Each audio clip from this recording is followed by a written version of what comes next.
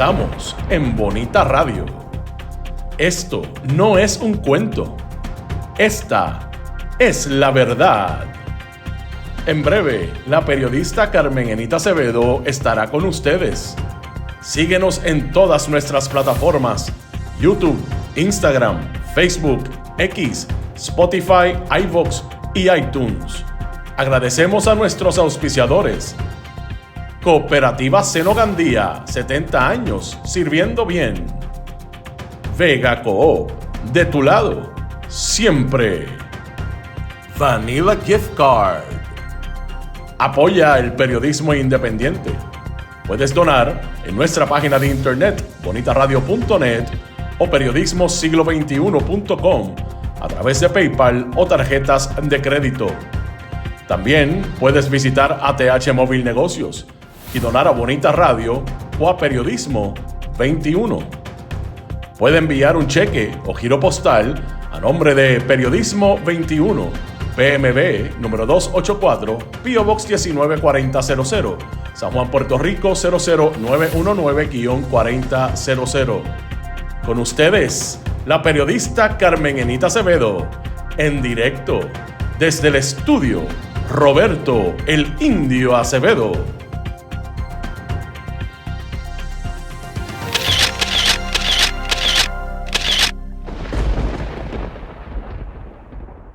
Seguimos aquí, buenos días, soy Carmen Enita Acevedo, estamos a las 8:07 de la mañana por aquí, por Bonita Radio, Noticias con Café, hoy 27 de abril del 2026, y recuerden que esta semana es la última semana de abril, y para eso siempre estamos pendientes a cuadrar nuestras finanzas a través de sus donativos. Gracias por eso, recuerden que lo pueden hacer aquí mientras estamos en vivo a través de este chat. Esta mañana vamos a hablar de lo que pasó el sábado en esa gala con la Asociación de Corresponsales de la Casa Blanca, Estados Unidos, el intento de una persona de alborotar el espacio con un arma de fuego, lo que supone en este momento que el presidente Donald Trump esté diciendo que él lo ha hecho tan bien que por eso es que hay gente que quiere matarlo. Así en una comparación con Abraham Lincoln. Y definitivamente lo que coloca en la opinión pública el perfil de esta persona que vino desde Los Ángeles transbordando en trenes y guaguas para llegar hasta ese lugar en Washington, el Hotel Hilton de Washington.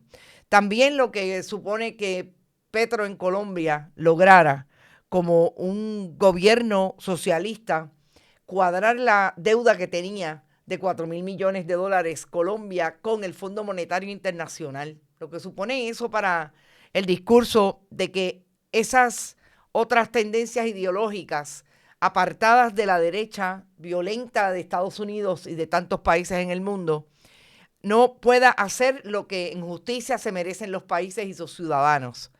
Lo que está pasando en Puerto Rico con el asunto del alza en el peaje o la tarifa de las lanchas a Vieques y Culebra, lo que supone que la gente logró saliendo a protestar por ese asunto, y la nota nueva exclusiva de nosotros hoy tiene que ver con la posición de investigación que siempre tenemos y cómo vamos a traer lo que ocurrió en la oficina del comisionado de instituciones financieras bajo la administración del Pedro Pierluisi, bien parecido a Luis Fortuño, pero con algunas diferencias, pero sí es Pedro Pierluisi, en el caso famoso de los 80 millones que le prestaron de la cartera del Fondo del Seguro del Estado, de esa administración, de Phoenix Fund.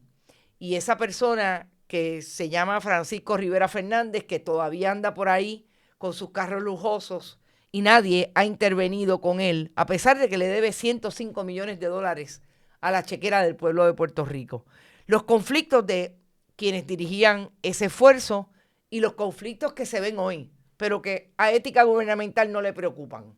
Pero vamos a descubrir un documento que no se había traído y me parece bien importante traerlo, de lo que hizo la directora entonces o la comisionada de instituciones financieras entonces en la administración Pedro Pierluisi. ¿Por qué será que tengo a Luis Fortuño aquí? porque cada vez que hablo de dinero y de lo que le ha hecho daño al pueblo de Puerto Rico, vamos a la administración Fortuño, pero esta vez es la de Pierluisi. Así que vamos a hablar de eso, pero antes vamos a ustedes, gracias por estar todos los que están por ahí, y siempre, como les dije ya, nuestra última semana, el último intento de cuadrar caja, gracias por eso. Gabinario llegó primero por ahí, llegó Rapiscain, Edgardo Núñez Méndez, salúdame a Elsa, Carmen Dávila, Nelson Guzmán también está por ahí, está todo el mundo como siempre, bien tempranito. J. Jiménez, Irving Maldonado, Ariel Cartagena, Vivian López, Carmelo alias Malungo, Rosa González, Adalberto Ramos, Luz Díaz de Winter Garden, Florida, Vivian Rivera, está Mick Bernie, Berenique, Edgar Gómez, Olga Inés, Madeline Rivera, Estrella Luna, Miller Lozada, Lilian Ferrer desde Chicago, buenos días, Ivonne Padua, Gloria Ramos, J. Rodríguez, Nilda Cruz desde el oeste, Humacao, Gulus Colman, Heidi Ramírez desde Michigan, decía Bones, que está por allá por los New York, Magali Osorio también está por ahí, María Pérez, Jorge Caraballo, Magali Osorio, Meribé Martínez, María Buzó, Ana Navarro, aún no, ¿cómo que no? Cuéntame. María Judith Colón, Chacadaus, Luis Daniel Ortiz, Rita Guzmán, María Isabel Santiago, Gilda Rodríguez, Edwin Cartagena, Elinares, Edgar García, está Víctor Cruz, María Colón, Neida Soto, Nilda Cruz y Marlene o Mayra Irene, Elizabeth Torres Ramírez y no aquella. Gracias a ti, buenos días, siempre, Elizabeth. Bueno, oigan, lo del asunto de la intervención a Trump o el hombre que llegó, aparentemente disparó unos cuantos tiros y se formó el revolú allí en el Washington Hilton. Yo soy honesta, a mí no me gusta hablar de conspiración, de que esto es parte de lo que hace Donald Trump o su gente para ganar adeptos, que en este momento está disque utilizando el asunto para mover la construcción o el desarrollo de un megaball, miren, de un ballroom. Yo honestamente, si no tengo información, no me gusta hablar de esas conspiraciones, y yo sé que la gente lo trae porque, sobre todo, Catherine Leavitt, la secretaria de prensa del presidente, utilizó una analogía sobre disparos. Obviamente tenía que ver con el asunto de cómo Trump se dirige y lo que supuestamente iba a utilizar en ese discurso el pasado sábado, y finalmente fueron tiros de verdad. Yo vuelvo y repito, no me gusta utilizar las conspiraciones.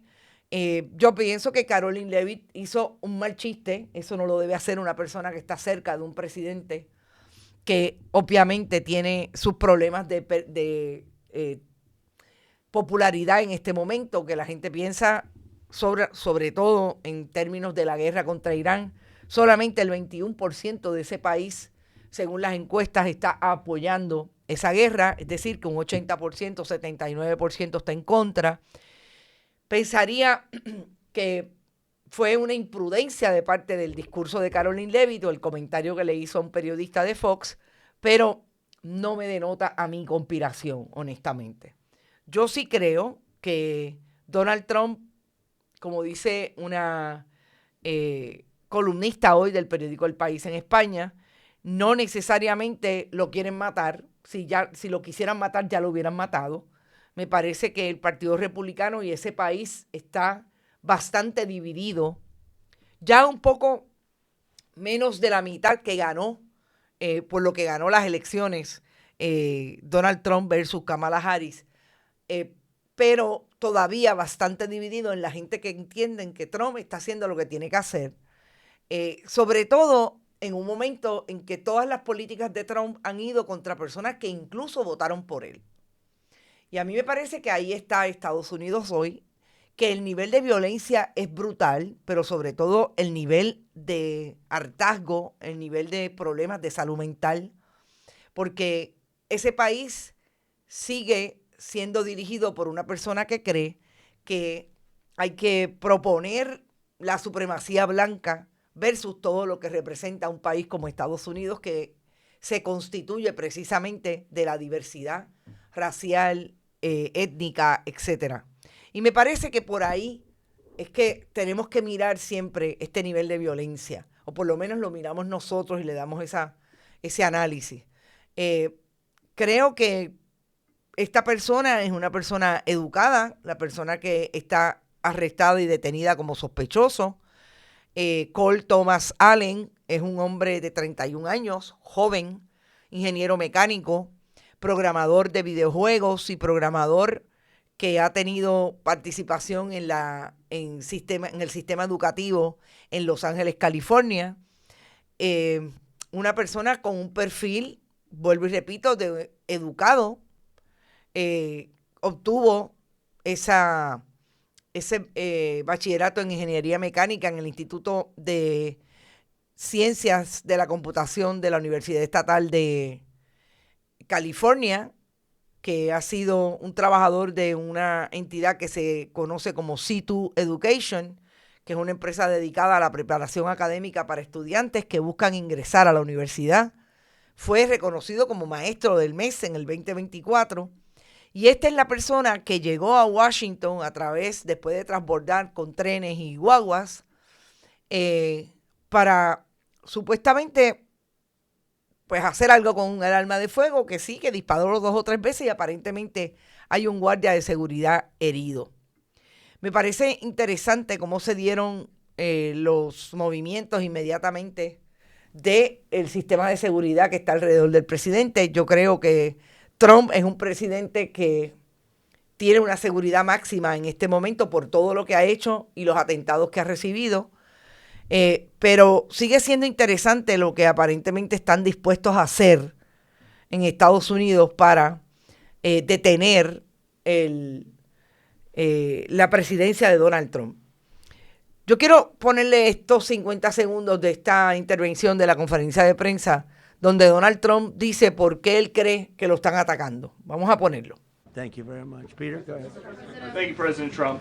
There's a report in the New York Post that this assailant assembled his weapon somewhere on site at the hotel. What do you think about that? And I ask respectfully, why do you think this keeps happening to you? Well, you know, I've studied assassinations, and I must tell you, the most impactful people, the people that do the most, you take a look at the people, Abraham Lincoln, I mean, you go through the people that have gone through this where they got them, but the people that do the most, the people that make the biggest impact, they're the ones that they go after. They don't go after the ones that don't do much because they like it that way. And when you look at the people that have either, whether it was an attempt or a successful attempt, they're very impactful people. Just take a look at the names there, the big names. And I hate to say I'm honored by that, but I've done a lot. We've done a lot. We've taken this country, and we were a laughing stock for years, and now we're the hottest country anywhere in the world. We've changed this country, and there are a lot of people that are not happy about that. So I think that's the answer. And Yo he creo que las also palabras wrote del this: presidente I'm no se longer pueden willing to aquilatar permit a desde pedophile, un rapist, significado and traitor totalmente to coat contrario my al que hands quiso with his establecer, crimes. What's your comparándose con reaction to Well, I that? was waiting for you to read that because I knew you would, because you're horrible people. Disculpen, I read the pero parece manifesto. que- You know, Ahora se quedó el audio. Me parece que es importante destacar que Donald Trump sí, en efecto, es un presidente que ha impactado grandemente los ciudadanos de esa nación, pero no positivamente. Ahí están los inmigrantes, ahí está todo lo que tiene que ver con las políticas económicas, que sabemos que ese nivel de costo de vida ha aumentado a un nivel que sabemos que definitivamente impacta negativamente a la población estadounidense. Me parece que en ese sentido podría ser atacado por una persona que ha impactado negativamente, pero no solamente a los estadounidenses. Yo creo que las repercusiones que tiene la guerra contra otros países del mundo, lo que ha hecho Donald Trump en un país donde se supone que el Congreso de Estados Unidos, desde el punto de vista del derecho, es el que aprueba o no una intervención bélica, y sabemos lo que ha hecho Donald Trump por encima del Congreso, que los titulares apuntan a que cada vez que hace una mención y un movimiento hacia la intervención bélica en cualquier país, tiene a su familia, incluso a su hijo menor, manejando los asuntos de inversión en la industria bélica que le suponen miles de millones de dólares, contratos que está teniendo hoy su yerno con el Pentágono, el Departamento de Guerra de Pete Hegseth. Todo esto me parece súper importante para establecerle a Donald Trump que en efecto hay gente en Estados Unidos que puede querer asesinarlo por el impacto negativo que está teniendo su presidencia, no solamente en Estados Unidos, sino en el mundo. Así es que me parece que por ahí hay algo importante que establecer, que termina toda la presentación mediática de Donald Trump con una excelente entrevista o un intento de entrevista de una colega periodista de 60 Minutes, en el que el presidente una vez más ataca al mensajero por hacerle una pregunta legítima. 50 segundos, esta sí es de 50 segundos, el otro video era un poco más. Vamos a escuchar a Donald Trump lo que le contesta a la periodista de 60 Minutes. And he also wrote this: I am no longer willing to permit a pedophile, rapist, and traitor to coat my hands with his crimes. What's your reaction to that? Well, I was waiting for you to read that because I knew you would, because you're horrible people. I read the manifesto. You know, he's a sick person. But you should be ashamed of yourself reading that, because I'm not any of those things. Mr. President, and I these was are never, the gunman's words. Excuse me. You shouldn't be reading that on 60 Minutes. You're a disgrace. But go ahead, let's finish the interview. No hay manera que este patán pueda tener otro acercamiento público cuando un periodista le hace preguntas que son molestosas para él. En efecto, el acusado, o el sospechoso hasta el momento, no lo han acusado, Cole Allen, es esta persona que dijo en medio de lo que le envió a su familia, lo que se denomina como un manifiesto en contra de Donald Trump y por qué estaba haciendo lo que estaba haciendo. Ya no estoy dispuesto a permitir que un pedófilo, violador y traidor ensucie mis manos con sus crímenes. Esto en referencia al escrito publicado por el diario New York Post sobre lo que le ha dicho o dejó dicho a sus familiares cuando fue al Washington Hilton. Donald Trump una vez más se descubre y lo que en efecto es más doloroso para Donald Trump desde su presidencia es todas las acusaciones del caso Epstein, porque ahí es donde está la aparente evidencia de que Donald Trump ha sido un interventor con menores desde esa red de menores y de niñas y mujeres que tenía Jeffrey Epstein antes de suicidarse, obviamente después que lo detuvieron y supuestamente se suicidara en la cárcel de Nueva York. Así es que todo esto, para llevarnos a algo que es importante establecer, sobre todo cuando nosotros aquí también hablamos de qué manera debemos estar preparados y preparadas para ir a una elección general. Fíjense lo que dicen los números cuando se hace un análisis de cómo votaron, quiénes votaron por quién en las elecciones del 2024 en Estados Unidos. En términos de género, fueron más republicanos que mujeres republicanas. En términos de raza, los blancos versus una mayoría de 86% que votó de negros por Kamala Harris. Interesante el asunto de los hispanos porque fueron más que los que votaron por el Partido Demócrata que los republicanos, aunque todavía un 45% para una política de Trump que evidentemente venía a tratar de sanear desde la perspectiva de ellos lo que es la raza y la intervención de los latinos en Estados Unidos, pues 45% es demasiado. En términos de la edad, el 42%, 18 a 29 años, los jóvenes, fueron solamente republicanos versus 55% de demócratas. Eso se invierte cuando hablamos de 65 años o más y 45 a 64 años. Interesante. A mayor edad, más conservadores. Yo los he visto en Puerto Rico así mismo. Y obviamente con estudios, sin estudios el 54% republicano versus un 44% demócrata, un 41% con estudios republicanos versus un 57%. A mayor educación, demócratas. A menor educación, republicanos. A mayor edad, republicanos, más conservadores, más violentos, etc. A menor edad, demócratas versus los republicanos. Interesante. Creo que esto todavía hay que mirarlo, hay que tenerlo en cuenta a la hora en que hablamos de cómo se está votando entre Puerto Rico y Estados Unidos. No me sorprendería que en el caso de Puerto Rico, que esta mañana tuve que hacer una corrección a alguien que estaba hablando del asunto de los populares versus los miembros del Partido Nuevo Progresista en este momento en términos de la base electoral.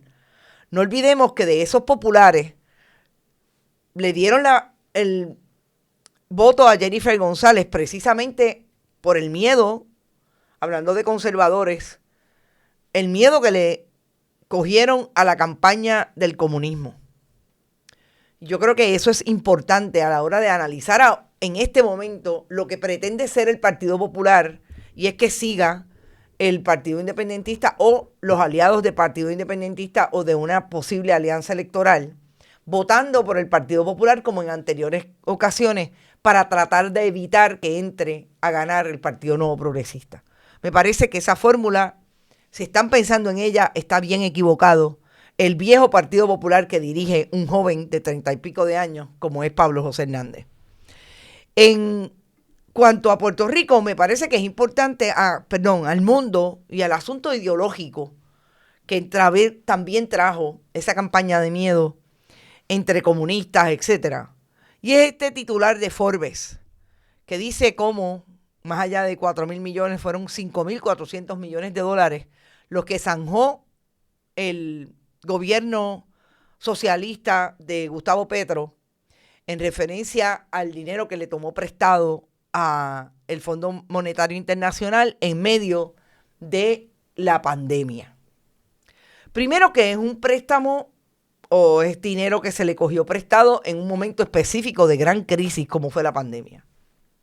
Segundo, que lo haya pagado en menos de 5 años, me parece importante, precisamente por lo que sigue insistiendo la derecha latinoamericana, y en Puerto Rico no es diferente, en que los problemas de trabajar para satisfacer las necesidades de la gente pobre es un problema de los comunistas para mantener ese nivel de gobierno progresista en favor de la gente versus las economías de los países.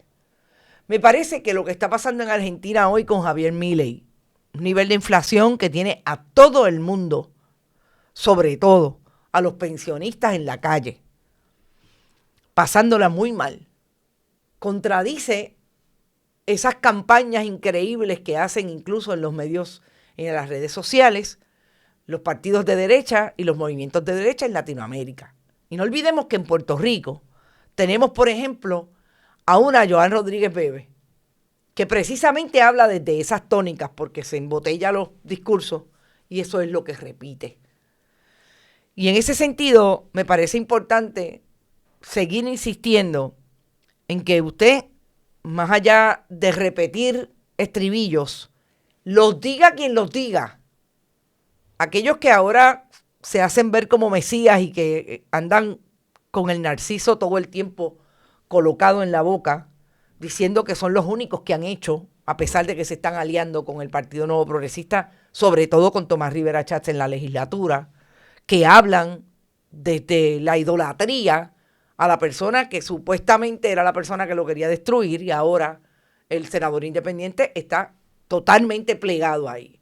En lugar de usted repetir sin razonar, la invitación es a que razone. porque las campañas de un lado y de otro son igualmente propaganda y no están trayendo la verdad de lo que ocurre y sobre todo el análisis crítico que se supone que tengamos a la hora de enfrentarnos a esos discursos. Entonces venimos a Puerto Rico y hablamos sobre algo que me parece que es importante, que tiene que ver con lanchas, pero no es el asunto de las lanchas de Vieques y Culebra. Y es esta nota que veo en la portada del periódico El Vocero hoy, que dice exclusivo: bomberos y personal del 911 reciben equipos y mejora salarial. A mí me llama la atención porque los que hemos estudiado periodismo desde el punto de vista formal, siempre se nos dijo que una exclusiva era aquello que era tan importante que debía llevar ese verbo y esa descripción de exclusivo precisamente.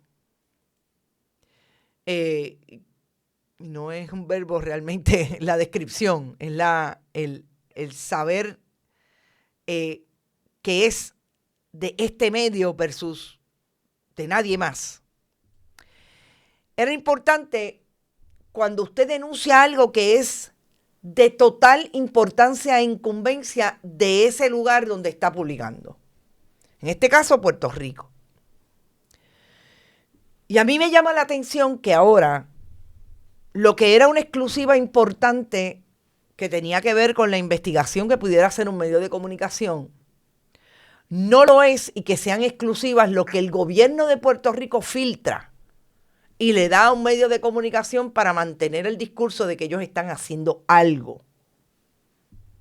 Y en este sentido, a mí me parece patético el uso del exclusivo para decir que el gobierno me da solamente a mí la información de que va a traer lanchas y equipo de 911 para los bomberos, cuando eso se supone que sea su trabajo. Lo más importante y la exclusiva sería que precisamente el gobierno de Puerto Rico no tiene la capacidad para mantener, como se supone mantenga, con ese equipo al Cuerpo de Bomberos de Puerto Rico. ¿Y por qué yo creo que es importante llamar la atención de esto? Precisamente en la línea de la crítica y realmente no la crítica, del sentido crítico que deben tener los internautas cuando consumen información. Porque a nosotros nos han dicho cómo los medios de comunicación tradicionales tienen serios problemas económicos en este momento y que lo que los está manteniendo es esa capacidad que están teniendo de rendirse a los pies del gobierno de Puerto Rico para que le den información. Y es importante entonces ver cómo los discursos de estas portadas se cambian a este nivel. Y lo que es importante traerle al país, que quiénes son los que tienen conflictos de intereses, quiénes son los que participan de estos negocios, versus lo que hacen cuando son figuras públicas y cuando son servidores públicos. No lo traen porque la ausencia precisamente de investigación y denuncia en los medios de comunicación desde el periodismo se dan sobre la base de la crisis económica que tienen sus dueños. Y eso, gente, es terrible para una democracia. Terrible. Nosotros vemos como Donald Trump le habla a una periodista de 60 Minutes, NBC. Nosotros vemos cómo se atreve a irse a lo personal, precisamente porque la periodista le hace la pregunta que tiene que hacerle. Exactamente ocurre en Puerto Rico cuando ustedes ven a la gobernadora que cambia, tiene el poder de decirle a un medio de comunicación: no me envíes más a fulano a cubrir. Y a fulano no se le contestan preguntas y a fulano se le trata mal. Y se le exige una identificación de prensa, una credencial para entrar a la fortaleza cuando no es un requisito legal tener una identificación del Departamento de Estado. Así estamos en esta democracia del Partido Nuevo Progresista. Y el asunto de las lanchas con relación a Vieques y Culebra hasta el momento, supuestamente, esta nota de la colega Gloria Ruiz Quilan dice que no va a impactar a los residentes y a los familiares de los residentes de Vieques y Culebra. Porque ante la crítica que ha traído y el movimiento social, el movimiento de seres humanos, de personas que se afectaron, cuando el periodismo empezó a hablar de lo que proponía la administración del Departamento de Transportación y Obras Públicas, específicamente ATM, Transportación Marítima, con los privatizadores, la gente se movió después que supo por el periodismo lo que venía el 1 de abril y supuestamente dice el alcalde de Vieques que se detuvo el aumento que iba a llevar hasta $24 a los residentes.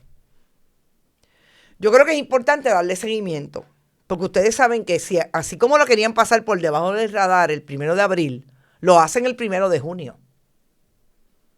Nosotros vamos a estar pendientes. Yo estoy segura que hay colegas que también van a estar pendientes, sobre todo.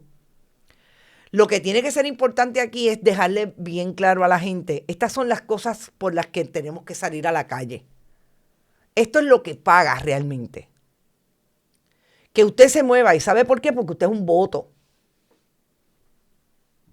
Porque somos importantes cada 4 años para que ellos sientan que tienen el favor del pueblo y después se quieran despachar en contra de ese pueblo. Y a mí me parece que sigue siendo importante que se establezca desde ya. La gente de Vieques y Culebra no puede pagar $75 por semana cada vez que tienen que salir 3 veces a la semana. Perdón, 24, no, un poco más. Así que a mí me parece, gente, que aquí es súper importante que sepamos que la calle es lo que nos espera. Por la Universidad de Puerto Rico, que el sábado estuvieron, el compañero Rodrigo Otero Goico estuvo allí, estuvieron las personas que pudieron ir y marcharon en contra de lo que quiere hacer la administración del Partido Nuevo Progresista, Jennifer González, Tomás Rivera Schatz y Carlos Johnny Méndez con la Universidad de Puerto Rico.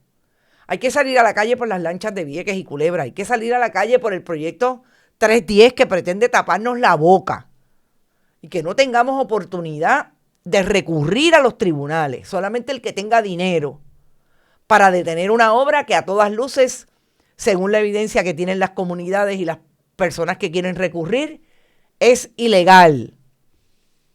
Por todo lo que están haciendo en Cabo Rojo, en esencia en Cabo Rojo, en Dorado, en todas las zonas costeras que nos quieren limitar el espacio de la playa, a donde único podíamos ir, ahora quieren los desarrolladores, los dueños incluso de medios de comunicación como Metro, los Rojos, Montilla y los Estuves de la vida, la capacidad que tienen los puertorriqueños de disfrutar del patrimonio público, como son las playas, de los bienes de dominio público. Y me parece que este asunto de las lanchas de Vieques y Culebra nos da una oportunidad de hablar sobre eso. En términos de la Junta de Control Fiscal y lo que hasta el momento está ocurriendo con el presupuesto del 2027. Yo creo que esto es importante porque ustedes saben que la gobernadora de Puerto Rico ha dicho que la Junta de Control Fiscal, que ella está en contra de que la Junta sea el gobierno de facto, etcétera, etcétera. Pero la Junta le ha dicho en 2 o 3 ocasiones a la gobernadora lo que ellos entienden son los problemas que tiene el presupuesto de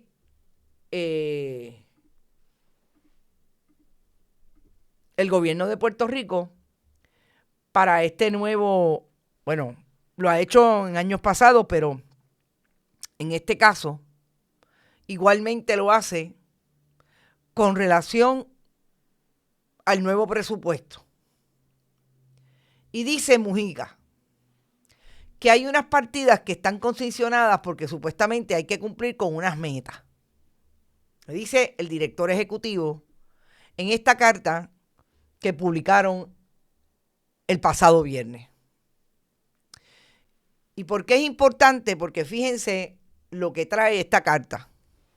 Estas son las partidas con problemas que aquí, supuestamente, en este apéndice, dice que hay que cumplir con ciertos requisitos de riesgo. Estamos hablando del manejo del presupuesto de FEMA, los desastres, del Instituto de Ciencias Forenses, estamos hablando de fondos adicionales, ¿ok? Que puede, en el caso del Instituto de Ciencias Forenses, que puede ser para cubrir la nómina, de esa agencia. En el caso de salud correccional, que ustedes saben que tiene ahora mismo un pleito en los tribunales con relación al privatizador de salud correccional. Y aquí estamos hablando de la habilidad que pueda haber de incluir fondos adicionales para el personal, que tiene que ver con el manejo de servicios médicos, incluidos los especialistas, staff de enfermería y personal para el área de salud mental. No son poca cosa. El área del cuerpo de emergencias médicas, igualmente, reclutamiento de paramédicos. La Junta de Planificación, todo lo que tiene que ver con fondos adicionales para cumplir con el grant que tiene que ver con el Código de Construcción. La Comisión Estatal de Elecciones para llenar plazas vacantes. La Administración de Servicios Regionales, igualmente para demandas que se exceden, demandas en servicios operacionales de servicio que se exceden en sus proyecciones. Y nada más y nada menos que el Departamento de Justicia, que tiene que ver con no proveer la confirmación de algunas posiciones de fiscales. Todo esto, dice la Junta de Control Fiscal, el gobierno tiene un problema y tiene que cumplir con ciertas metas, porque si no, no van para ningún lado. Y me dice a mí Jennifer González Colón que tiene todo cuadrado. Pues si aquí Mojica está diciendo todo lo contrario. Ahí mínimamente, gobernadora, hay 10 agencias. ¿De qué estamos hablando? ¿Qué pasó? ¿Qué pasó con que ustedes lo tenían todo súper cuadrado? No me da la impresión. Me da la impresión de que ahí hay mambo. Y el mambo es en contra del pueblo de Puerto Rico. Una vez más, un gobierno que no sabe hacer presupuesto. Yo quisiera que me dijeran dónde están los 900 y pico de millones que supuestamente nivelaron o bajaron en contrato, cuando las contrataciones solamente de comunicaciones son súper excesivas. Aquí estamos. Vamos al último tema.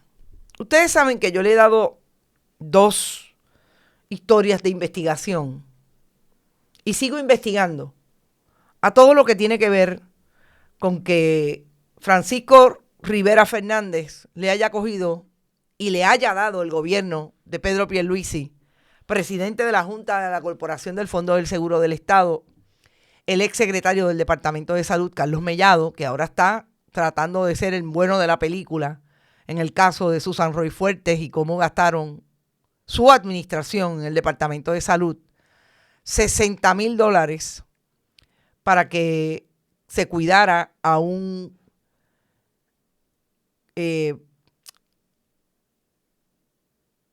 paciente o un beneficiario, vamos a decir, del programa de servicios a adultos con discapacidad funcional en el Departamento de Salud.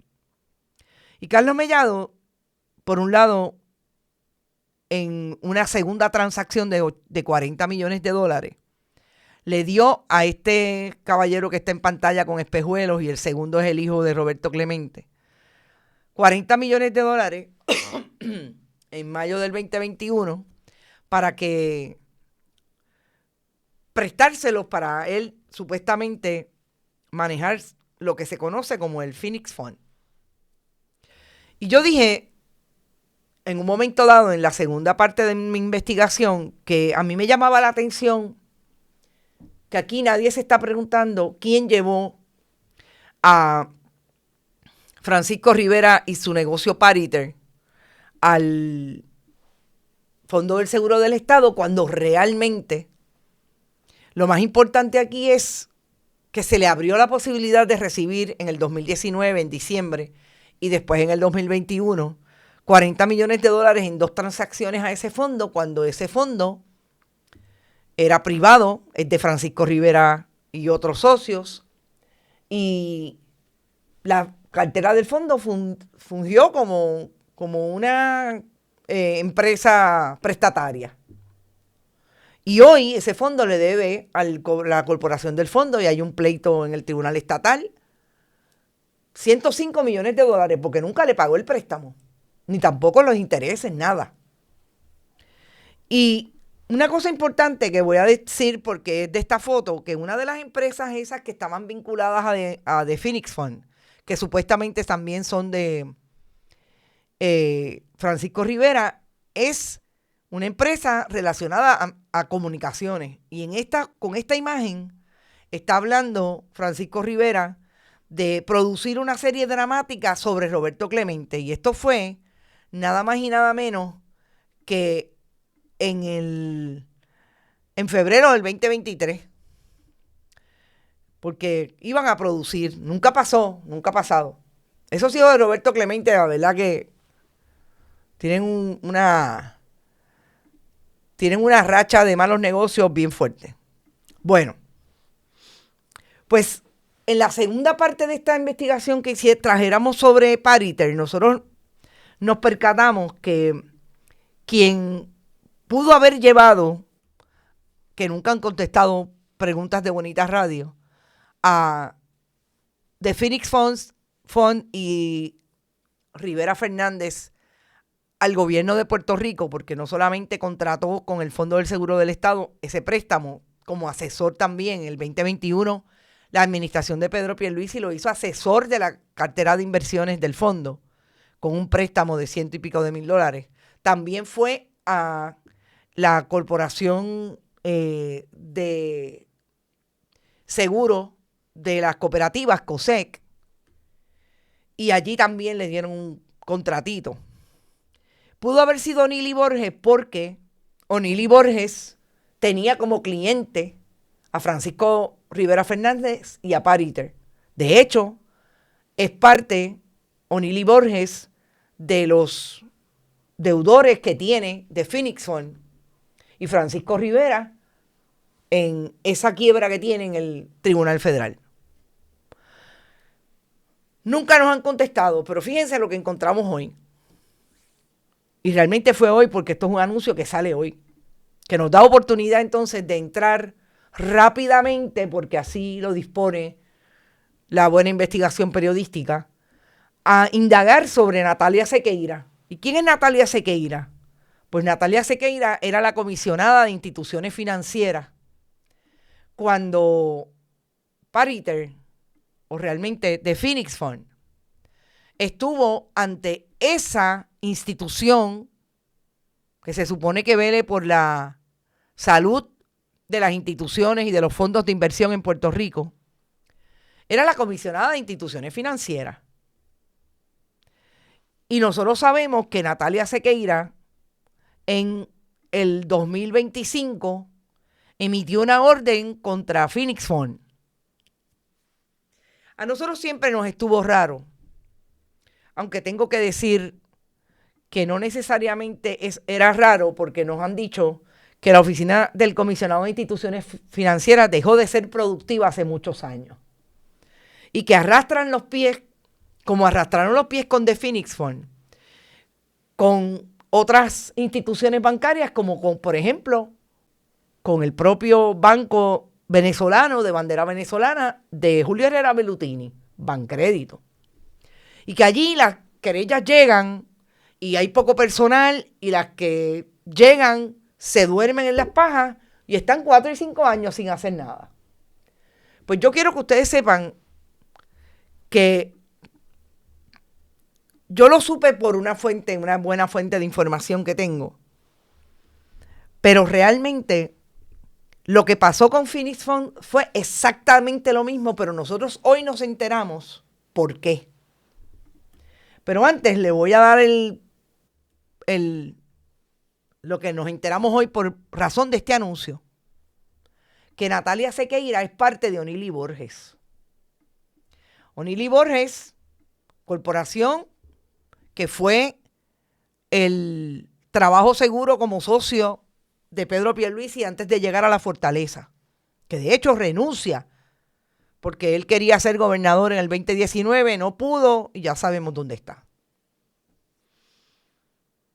Y Natalia Sequeira se hizo parte de O'Neill & Borges. Dicen ellos que hoy, a mí me dicen que hace rato, por lo menos lo están anunciando hoy. Pero ¿qué es lo importante de la entonces comisionada de instituciones financieras? Que ella emite esa orden en el 2025. ¿Y cómo es que Natalia Sequeira no fue a la oficina de ética a preguntar si ella podía trabajar en O'Neill & Borges cuando no hace 2 años emitió esta orden? ¿Cómo es posible que a la esposa de Juan Dalmau, porque lo tengo súper claro, en el 2025 trató de tener un trabajo con un bufete que aparentemente tenía interacción con el comisionado de instituciones financieras? No olvidemos que Grisel fue una empleada de carrera de la oficina del comisionado de instituciones financieras y fue a ética. Ella personalmente le dijo, mira, ética, me están ofreciendo un trabajo en este bufete, ¿lo puedo coger? Ah, no, tiene conflicto. Y Natalia Sequeira ni siquiera va, porque verifiqué, Natalia Sequeira. Si quiere llamarme, me puede llamar y hablamos sobre el asunto. Pero no se queda ahí. Está trabajando sin una opinión de ética. Y ética, Luis Pérez Vargas, es una buena PNP, para allá no hay que mirar.